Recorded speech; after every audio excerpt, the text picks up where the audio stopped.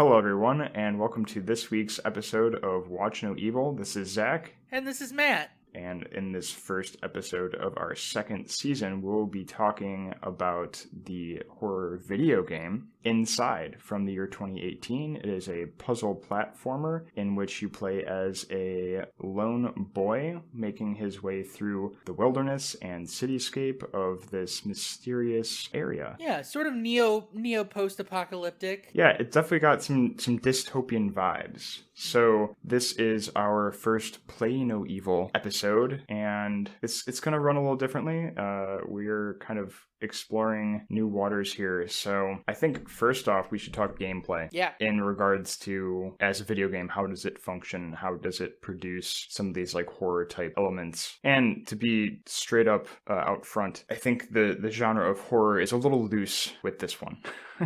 It does have some thrilling moments. It does have some pure horror moments as well. But overall, I would say it's more of a puzzle game than a horror game, and it's like a puzzle game with a horror coat of paint, I would say. I would agree with that. So yeah, getting into the gameplay, I really like this game, and I think that as far as, I mean, it's a side scroller game at its core, just kind of souped up. And I found the control scheme to be really intuitive, but it's also really simple. Like, you have your move buttons, up is to jump, and there's like one interact button, and it's usually to like drag something or press a button or whatever. Mm-hmm. And that simple control scheme I'm a huge fan of, because I'm someone who can get flustered when there are a lot of buttons to remember, and for a short game like this, it just like makes sense to have this simple control scheme. But what's neat about it is that it kind of evolves throughout the game, and it does, like, at first you can mess up the controls a little bit with little to no consequence early on in the game, but later on there are more time sensitive tasks, and so it kind of requires a quick mastery towards the end of the game for you to like be able to progress. So it kind of gives you this, like, the first half of the game almost acts as like not really a tutorial, but it acts almost like as a training for learning this control scheme and having a tight grip on it. Yeah, the progression of the actual technical development over the controls is really fluid, and it's really progressive. It is well balanced, and I think that that's one of the nice things about this game that reminds me actually of like Mega Man. I think Mega Man X specifically, where there is no real tutorial elements, but it teaches you the new rules of the game as the game progresses, which is really nice because then you never feel flustered and you never feel like you're missing something as long as you are being given the rules of the game, typically in a safe environment, which is really nice and remarkable. Like, for example, the first time that you experience a water level, there are no imminent dangers associated with the water level. You learn the rules of, okay, if I stay underwater too long, the character will drown, and it'll signal that he's drowning by giving him the hiccup motions and the bubbles. I love that animation. Yeah, and it teaches you really easily what the rules of the water level is, so that when they bring the water level stuff back, they can add the danger, which is the drowned girl. Yeah, it's kind of cool at first how the water is kind of like representative of safety, because you end up like jumping off a cliff into the water for the first time, and you're like, all right, I wasn't sure if there was water underneath me when I jumped off this cliff, but now we're okay because it's water, and you actually have to dive beneath the surface to avoid some of these guys who are looking for you with their flashlights. So it's representative of safety, but later on, like you said, that drowned girl creature comes up and is if you've played this game, you'll know she's kind of a pain in the butt at times to be able to avoid. But yeah, going back to the controls a little bit, I feel like with this game in particular, and contrasting this to another game I've been playing lately that we will be discussing next week, the tightness of the controls makes it feel like every time you die, or at least most of the time you die, it feels fault. Justified. Yeah, you're like, okay, I messed up. The controls are really quick to respond. They never do anything differently than what you tell them, basically. Yeah. So, I mean, my favorite part of this game is the puzzling aspects, because I'm a big fan of puzzles, and that's actually most of this game. Sometimes you have to figure out a puzzle pretty quickly under pressure, but most of the time you get time to think about how to figure it out. And that's another thing I really like about this game, is that there are times when it's really fast paced, like when there are dogs chasing you and you have to look out for things. You jump over a root real quick, or work your way around a fence or something. But then there are these slow paced moments, like these puzzle moments that are really nice, like the 20-man puzzle. Yeah, and again, all of those are progressive. Like, the first time that you encounter the dogs, you had already had to have jumped over a log. It teaches you that mechanic, like, at the very beginning of the game. Like, oh, to progress over this little obstacle, you have to jump. And so then, the first time you encounter something actually chasing you with the intention of causing harm, all your responsibility is watching out for what's coming next. So it teaches you the mechanic, and then it forces you to actually proactively use the mechanic. And it balances those elements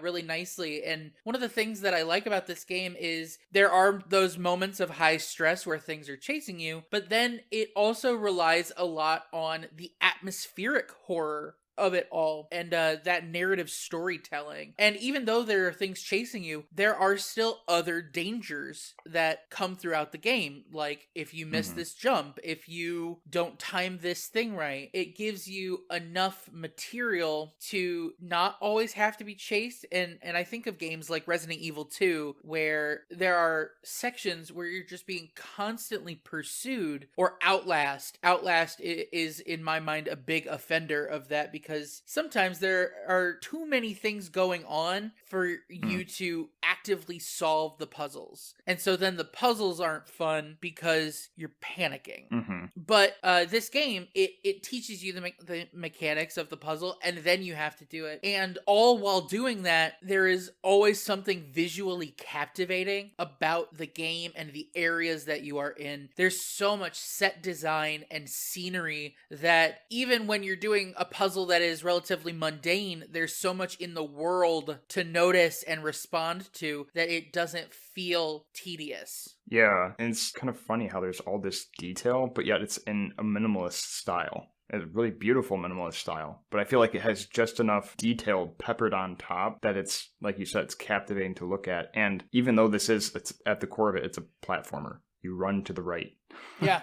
It still feels like a complete and vast world. You're running to the right on one axis. Well, I guess not one axis. Well, kind of. You have two axes. It's not a 3D platformer, that's for sure. You can only run right and left. Yep. Not forward and backward. You can go up and down, though. Don't forget the up and down. Right, and they use that a lot, which is really neat. But a lot of height. Right, but then there's this, they play on the aspect of foreground and background so much. Like you were mentioning, that there's so much that happens in the background. I feel like that's where a lot of the story goes on, is that you're just kind of like, the boy is just kind of this vehicle for this story. You're just kind of following him, and he happens to be passing all the elements of this story, which is really cool. And then the danger and the stress comes from when those two grounds interact, when the background collides with the foreground, and then suddenly you have a thrilling chase where you have to like figure out a puzzle real fast, or jump in the water, or something. Yeah, that's one of the cool things, that even though this is from a perspective of a player, a 2D game, the 3-dimensional elements are still interacting with it. Like, the dogs will run on that 3-dimensional axis at you. The the guns in the game fire on that 3rd dimension. The lights that we see in the background that are the robots like following, it is not purely 2-dimensional. It really is animated in a 3-dimensional style. And even at times, the way that the boy actually runs, it will pivot the camera to follow him along what would be a 3-dimensional path, just so that we keep it in a 2-dimensional style. But the fact that there's so much in the background means that you don't get the luxury of staying in the 3-dimensional or in the 2-dimensional plane, because we talked about the log early on. The log is a 2-dimensional obstacle. It's like a brick in Mario that you have to jump over, and Mario is a great sort of counterexample to this, where everything in Mario comes either from the left or the right. There are no 3-dimensional backgrounds, but in this game there are 2-dimensional assets that you have to deal with, and there are 3-dimensional assets that you have to deal with. And often the timing puzzles rely on the three-dimensional aspect, like where the dogs are chasing you up around that curve, and you have to climb over the fence, pull a board off the wall, and climb back. Yeah, that was one of the most stressful moments in the game. Yeah, and that's a three-dimensional timing puzzle. Oh yeah, for sure. And then for two-dimensional, it's like the drowned girl. She exists purely in a two-dimensional way. Mm-hmm. And that she's either chasing you from behind or coming at you from, or I guess from the left or from the right. And that's not to belittle her, the fear that she can conjure up, because that kind of brings me to the next thing is sound design in this game is amazing. Oh, yeah, incredible. Not much of a soundtrack. There's only really like 3 moments in the game that you can really call musical. Mm-hmm. You know, in regards to the drowned girl, it's, you know, you'll see her kind of swimming up behind you. You're like, all right, I got to get to the land, or got to get to this platform before she catches me while I'm in the water. Mm-hmm. And as she gets closer, like the swimming noises and this like kind of whooshing water noise gets louder and louder, and like really gets your heart rate going, and it produces a lot of the horror elements there. Like without that sound design, it'd be like, okay, she's gonna get me. Oh well, I can just try again next time. But the fact that it ramps up that adrenaline makes you feel like even though this game's not very punishing, when you do die, you still don't want to, because it's scary when you do.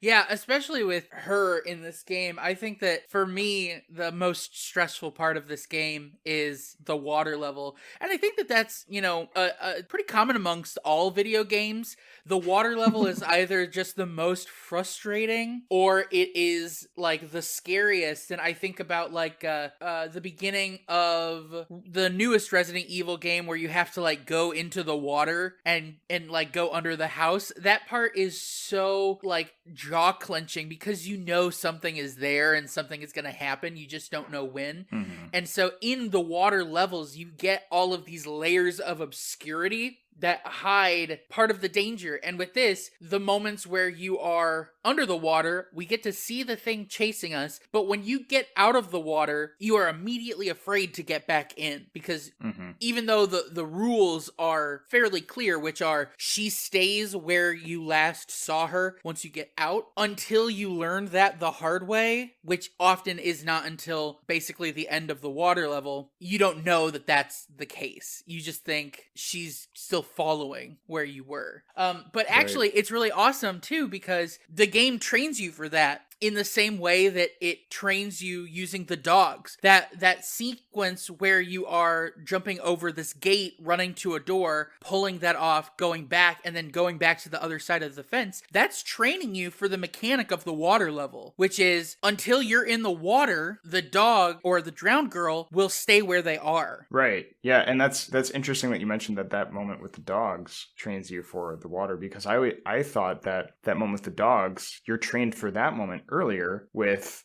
when you're in the city and you have to like rip the boards out of the doorway, where there's no stakes, there's no stressful situation at that moment, but then later on you have to use the same logic in a stressful situation. So it's that progressive element. Yeah, it builds that, because the first time you have to pull the boards off of a wall to get in, you are going through the city and just walking through, and in the background you see the like lines of people. So it's a narrative storytelling part. You pull the boards off. The second time that you have to pull the boards off, and the first time that you are doing so under a timed circumstance, is when you have to do it with the light overhead, where if the light catches you, it'll kill you, and you just have to go grab one board, come back, stand there for a second, go grab one board, and then go through. And then the third time is with the dogs. So it's constantly training you to succeed, which is really nice, because there are a lot of times that you fail in this game, but it always feels like your fault for failing, because you sort of subconsciously know that you're being trained to do the game correctly. And in that, it increases the stakes, and it sort of increases the terror of the circumstance each time. So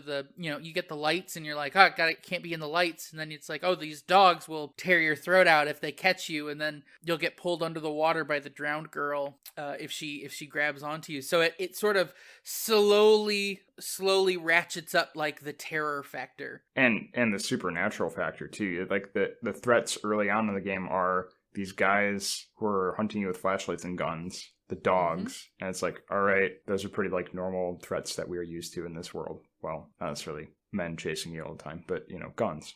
Mm-hmm. But then that the girl in the water who seemingly cannot even leave the water, well, that's more supernatural. And these people who are, I mean, the mindless people aren't necessarily a threat to you, but it's still a horror element. It's the fear of loss of control is what they represent. So just as the game trains your expectations, it also has these moments where it denies expectation. Like, there's this one part in the city area where the board breaks and you're forced to go to like a lower, like you're walking across a board and the board breaks and you're forced to go to a lower level in order to progress. And that's just part of the story. But when the board first breaks, you're like, oh, I'm going to die. Like, I messed up. But it denies expectation of, oh, I messed up. It's no, actually, this is part of the story. Yeah. And then later on, there's like a longer, thinner, more warped board that you're like, all right, this is going to break when I step on it. And it doesn't. And it's genius because it keeps you on the edge. It keeps you on your toes. And then what happens right after you cross that board, that's when you walk into another building and the floor crumbles underneath you and then you fall onto that like assembly line with all the mindless controlled people. That you have to blend in. Right. It denies expectation and immediately it's, okay, but we can do that to the floor too. Yeah. It just breaks the floor underneath you and it's great. Yeah. It's a really smartly designed narrative that I think is constantly engaging. And there is something to be said about the length of the game. I've played it before, but I streamed it for you and others to watch. And we finished it in like 2 hours and 20 minutes, something like that, if even that long. But it's essentially, if you play it correctly, a movie length video game. Like, it is the same experience as watching a movie. And in that, every action that you sort of take in the game, every narrative direction that it pulls you in always feels fresh and directly related to the thing before it, which is more than most movies I think can say. Oh yeah, the storytelling in this is amazing. And there are several elements that work their way through the entire plot. Yeah. And I guess we can get a little bit into like the meaning of the story, and because there are no words in the game, not even written words. So it's all open to interpretation, of course, which is where we shine. So I think the first question in regards to meaning would be like, why is it called Inside? Oh, any theory? Well, I think that there's a twofold theory, and there are several layers to how it sort of literally interprets inside, which is you start in the outside open world, and then as you progress through the game, you deal with smaller and smaller industrialized spaces. So there's sort of a slow compartmentalization of all of physical spaces that you see. But then also at the very end, the huddle, which is the large amorphous blob made of limbs and flesh, pulls you into it so that you then control it and move around. So you're literally inside of this amorphous blob, which is trapped and being freed by the boy, and then it desires to escape. And so my interpretation of Inside is that you have to get to that because that is, without sort of proof other than setting and narrative placement of all of the material, that is the thing, that is the power source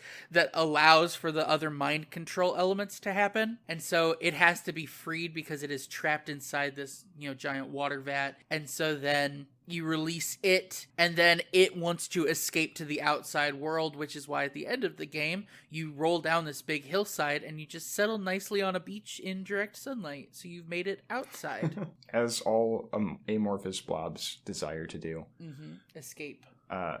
Yes. So it's the, you find that source of all the mind control inside the tank, inside the laboratory, inside the city that you work your way into. And I think that's a good interpretation. The other one that maybe you were going to mention was like the meta psychology, the meta narrative of it, where it's you control the boy that's inside the game who who controls the mindless people, and then you also can end up controlling the huddle. And you, as the player, are ultimately the controlling force. It's not this like secret government thing that it appears to be from early on in the plot. It's actually you as the player. Yeah, and I think that there's an interesting argument to be made with this idea that you're not actually controlling the boy. From the beginning, you are controlling the blob, which is controlling the boy. Yeah, that's the other part of it. And I like, and I love that sort of interpretation, that the whole point of this is that you are controlling this boy, because by controlling the boy, you essentially free yourself.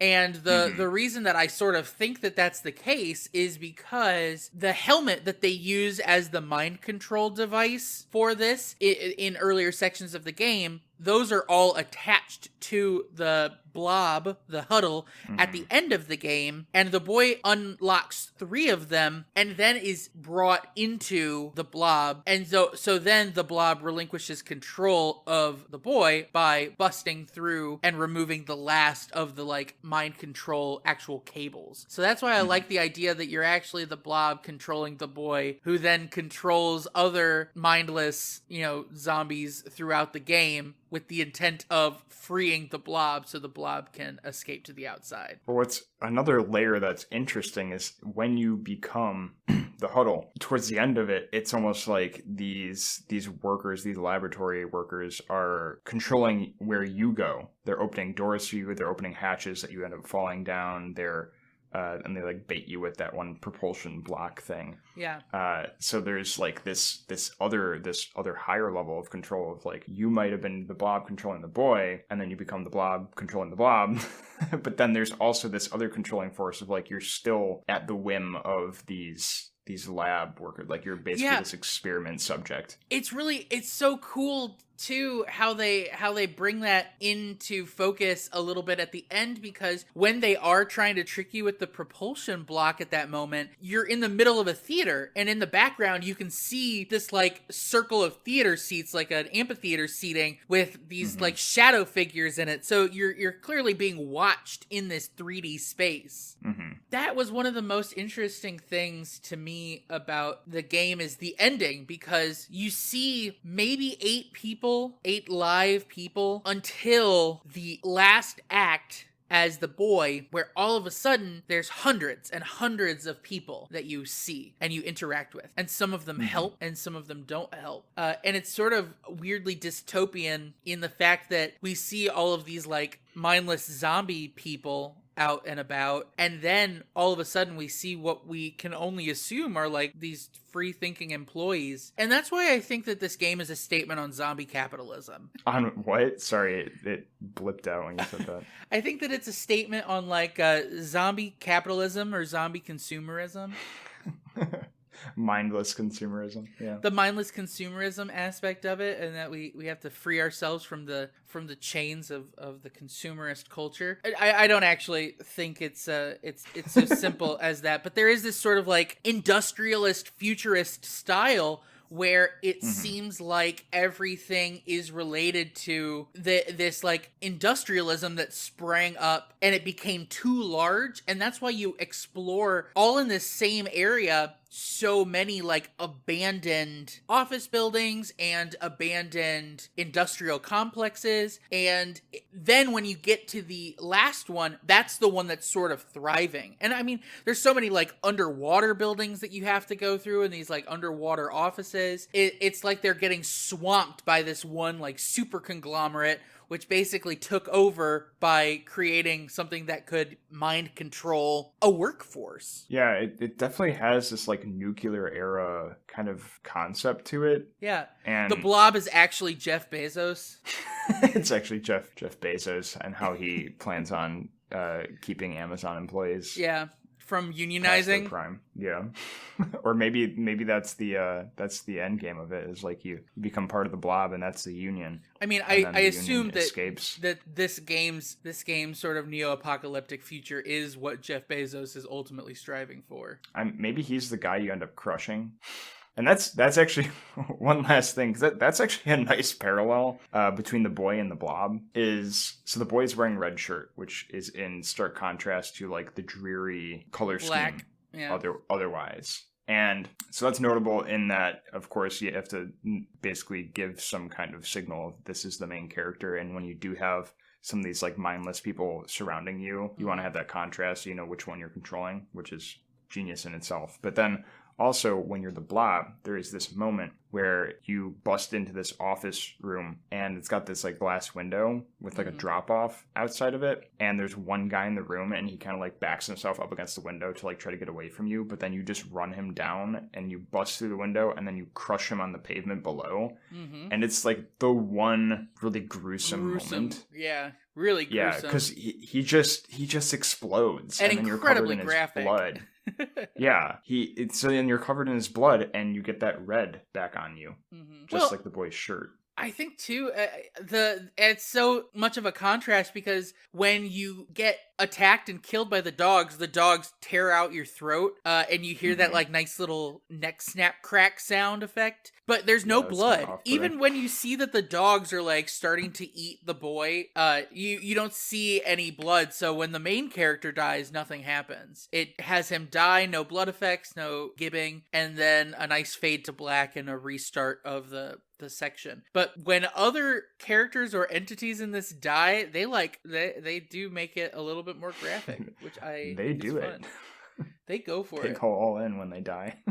Yeah, I think that it's interesting. You know, you mentioned color, and it's so apparent that they were going to use red to juxtapose what is essentially a black and white game. And Playdead, the studio that developed it, is known for this like black and white setting because they did the same thing with Limbo. And it's like Schindler's List uses the one splash of red to mark the little girl. But in this game, they do use other color, specifically when you break through into that one, I want to say it's like the big reception area of the main office at the end of the game. There's greenery, there's plant life, and there are other non-gray colors in that one section. And it is like the first time in the game where you actually see a lot of color. And then it's a guy with a yellow hard hat is one of the ones that like helps you.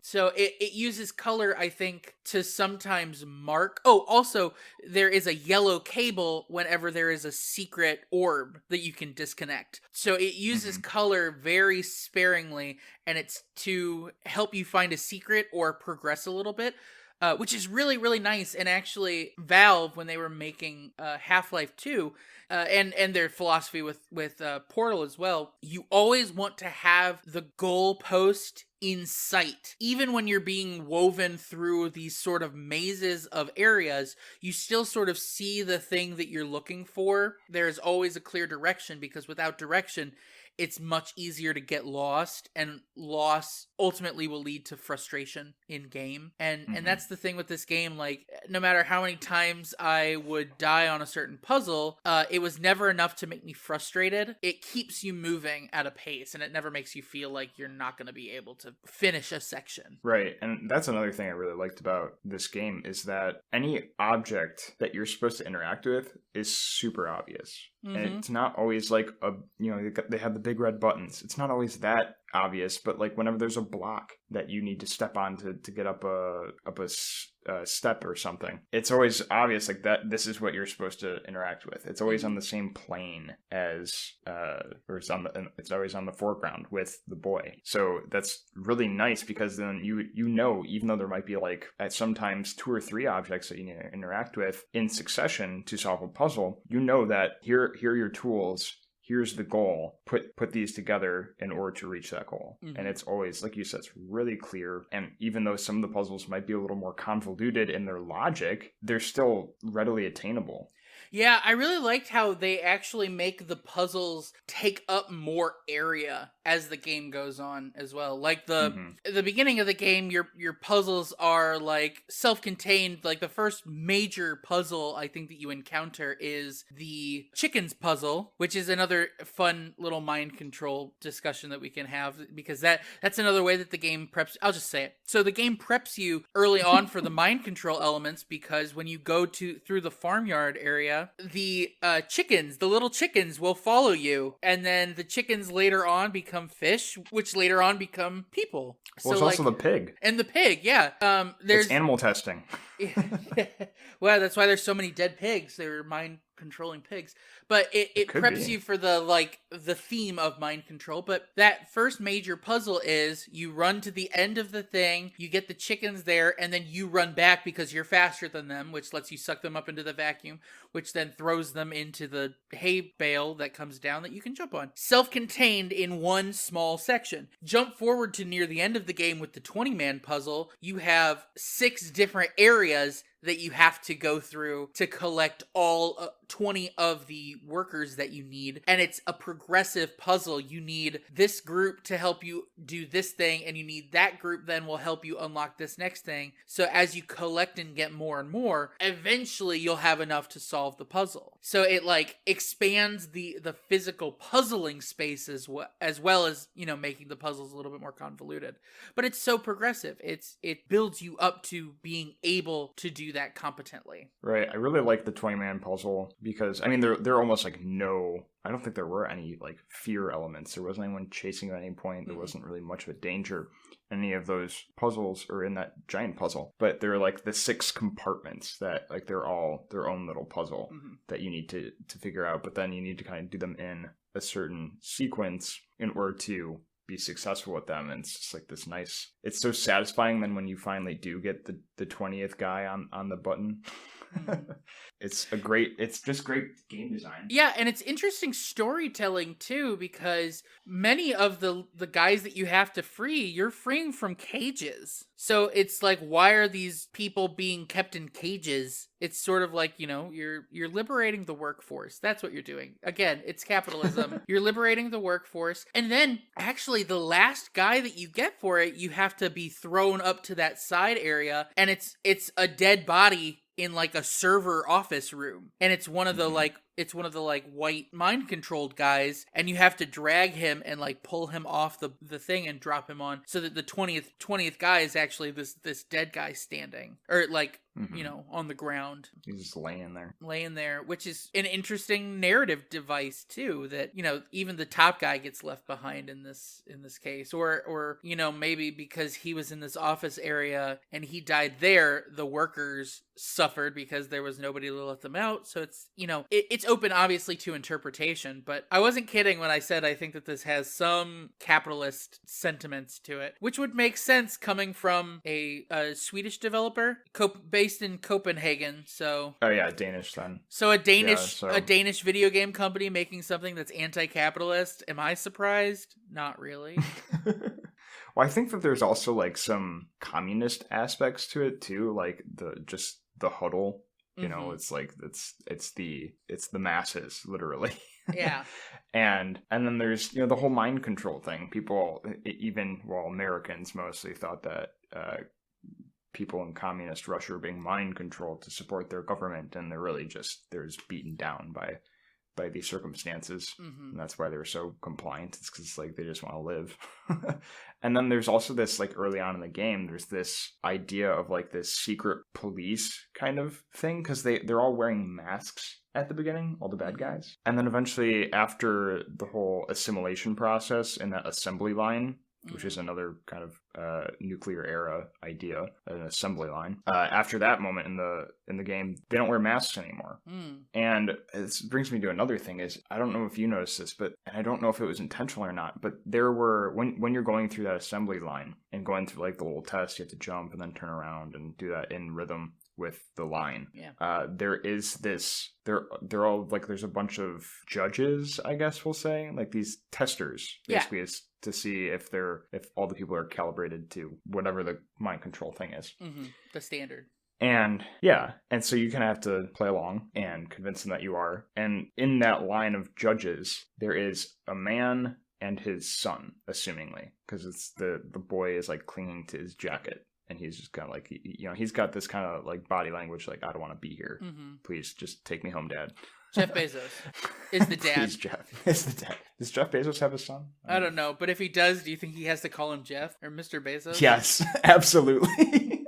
Master Bezos. Anyways, yeah, so there's this man and his son. And then later on, there's that scene where you have to hide behind this giant crate while this forklift comes and carries a cage of assimilated people away. And in the doorway, while that's happening, there is a man and a boy who is again clinging to his jacket, and he's got like the same hard hat on. And as you leave, or as they leave, the boy kind of looks back at you, almost as if like he sees you or he notices there's like something going on over there. Mm-hmm. And I wonder if it's supposed to be the same people. Like that couldn't have been unintentional, right? No, I believe that it probably was a real fucked up take your kid to work day. But you know what? That's take your kid to work day for the bourgeoisie, you know? It's like, look, here are our slaves, here are our peons. Yeah. Observe them. But what's interesting about them is that they are wearing a mask in the assembly line, and then later on with the forklift, they're not. So it's like, it's that pretense of, you know, you kind of have to hide your identity as this class that's overtaking and controlling. But then as you gain more and more control, you don't have to hide your identity as much. You can just kind of, you know, reap the benefits of your status, underhanded work. Yeah, it's your new status. That's interesting too, and I was just sort of going back and thinking, okay, what could be like a practical reason for this? Well, one, industrialism often also brings with it mass pollution. We know that, and I wouldn't say that this game is sort of marked by mass pollution, other than the fact that the, you know, rising water levels of the game showing like huge drowned office buildings. So like maybe the waters are rising because, you know, global ice caps are melting, which does sort of go against, I suppose, the like super lush cornfield at the beginning of the game. But I also think it's cool that in the cornfield, in like the second little bit of the game, there is an underground bunker, which also leads to the end of the game, the secret ending of the game, which is, you know, a fun little extra bit. Okay, so I didn't get that, so you explain that. Do you want me to tell you what happened? Okay, so this is another part of the inside thing, and this actually is like it's like a Matrix thing, and I don't know if you've seen the Matrix, but essentially to be able to get the secret ending, you have to finish the entire game first. And then once you finish the entire game, you actually have to go into the settings. You go to restart from chapter, then you have to go all the way back to chapter 2 and go into this and go into the bunker in the corn. When you do that, you go to this little switch thing, and interestingly, the music throughout the game, whenever they have those like lush musical moments, melodic moments, that actually tells you the code to unlock the last door. You have to recreate it on this like little 3-point system. And then when you go into that, you see a giant orb, like the orbs that you've been disconnecting throughout the whole game. You see a huge one of those in this like large underground bunker thing, and it's behind a wall. And you unplug it and the game goes black. Ah, so it's the game. Yeah, you've disconnected the game itself. Oh, that's like somewhat humorous too. It's a meta narrative. Yeah, it's well written. That's for sure. And you have to beat the game to be able to achieve it. So I would say in most video games, you can achieve a secret ending without having to beat the game. Have gotten the normal ending. Yeah, you don't have to have gotten it. Well, that's the thing. In this, you actually don't have to get the normal ending. You can get the secret ending the first time, but to be able to get the secret ending, you do have to have played the whole game, because there's no way for the player character to traverse back all the way to that spot. You have to go into the game's settings and set yourself back there and then do it, you know? And you know, it's also kind of a statement on, like, you turn off the game because you've literally accomplished everything in the game at that point. So like, it's like, you're done. Yeah. This is it. And it turns the screen black, but I should say before it turns the screen black, it kills the boy. Like you unplug it and the boy just drops to the floor, and then it goes black. Like one of the mind control people. Yeah, exactly. So that's why that there's a sort of a circuitous thing that says that you are controlling the blob, which is controlling the boy that you then want to get, that is controlling these other things. But then this secret ending is you, the player, are controlling the boy, which is controlling the blob, which is controlling the boy, which is controlling the mind control things. And so then when you do this, you are effectively cutting the player off at the highest possible level, which is something Right. that only the player would be able to do because they are the only ones capable of going in and restarting from an earlier segment of the game, having already played it. It goes deep on this one. Uh-huh. It is an incredible narrative, and it's one of those games where it's like, yeah, horror, I think, is it's a typically a loose term. I would still call this horror. It's just largely atmospheric. It's a surrealist horror. Mhm. It reminds me a lot of some of the Junji Ito novels. There's a Junji Ito book that I can't remember the name of, but the whole idea behind it is that these people find these crags on the side of this mountain that are people shaped, and once you find the one that is shaped like you, only you can walk into it, and you just push further and further into this mountain. Is And that you are Amigara Fault? maybe, yeah, probably. Amigara Fault? Uh, I just and Googled. it's one of my favorite stories, and there's nothing like horror about it other than it's like you see this shaped hole and you walk into it, and that's the end. And I think that this actually reminds me a lot of sort of that story where you just sort of push a little deeper and a little deeper and a little deeper, and things over time start making less sense and less sense. And this game really plays to that like surrealist nature, especially when you get to the sort of second to last section where there's the mind control stuff happening, but then gravity has essentially been split in half, where there's now water on the top part and space in the bottom, and you have to jump up into the water, and then the water is above this like floating space. And there, like, it breaks even the sort of like rules of physics in a way. Yeah, I think that was somewhat of a call out to Limbo, because gravity manipulation is a big part of Limbo, especially towards the end. And it's this. I mean, gravity in games is a heavily manipulated mechanic. Yeah. Especially in side-scrolling platformers. Yeah. So it's like, obviously they're going to do that, but the way that they did it is really very unique. Interesting. Yeah. And it's not kitschy. Sure. It's weird and sort of interesting. And it's still at the split point of the gravity, there are still rules that have to be upheld and maintained. Like, to be able to get up into it. And in that section, it's really spooky because they have essentially these like electronic boxes on the ground, and then attached to those electronic boxes are people that are in the mind control hats hanging in the water. You know what I'm talking about? Can I tell you? Upside down. Can I tell you what I think that means? Sure. So it sets that up pretty early in the game that the boy can go into one of the mind control things. And remember, when you're suspended above that platform, you have to open a chest that has a second mind control guy in it. You take your first mind control guy and you jump into that mind control, and then you control the second one. So it sets up this idea that even ones that are being mind controlled can also mind control others. So my thought was, the water is basically treated as like this stasis area where they have people mind controlling other mind controlled ones, but they are also being mind controlled by the huddle. Which is why ultimately some of the mind controlled guys will help you. Okay, so they're the middlemen. Yeah, I think process. Yeah. That makes sense. They are the middle managers. They're the branch managers in this complex. I mean, that makes sense. They're like and that's why they're in like this stasis. Like they're being mind controlled, and they they have to be kept alive, obviously. So why not keep them in the water stasis pod that are powered by their own little like individual generators?